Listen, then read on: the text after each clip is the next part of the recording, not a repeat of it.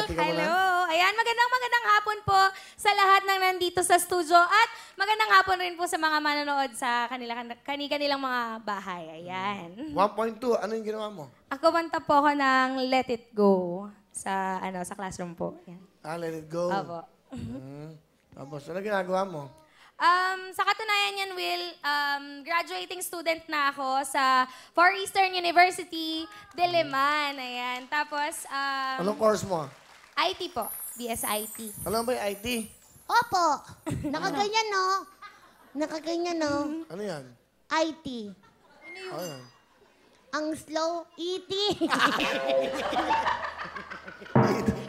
IT Polo. Horny. Okay. So, IT. Opo. And then, anong probinsya mo? Wala po dito po. Tubong... So, estudyante ka? Opo. Hindi ka working student? Hindi po. Dati po, nagtrabaho. Nag-stop po ako ng 3 taon.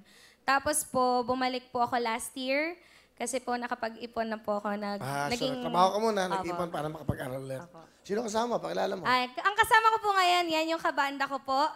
Yan, si Julius. Magkabanda kayo. Pakilala mo. Opo. Ayan.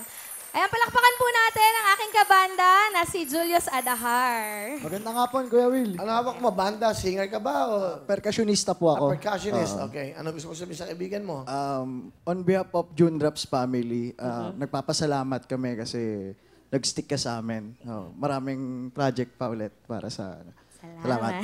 Salamat din. Ano gusto mo sabihin sa kaibigan Ayan, mo? Sa kanila? gusto ko rin po mag-thank you sa kanila kasi dahil po sa kanila kaya ako nagkaroon ng banda. First time ko po kasing mag-stick sa banda kasi madalas po session-session lang pero dahil nga po sa kanila last year din, ayan, nabuo yung banda namin. Alright, sige. Good luck sa inyo. Saan kayo kumakanta? Tumutugtog? Ngayon po nagpahinga po kami kasi halos lahat kami graduating po. Galing, no? Tumo, ha? Ano sabi mo doon?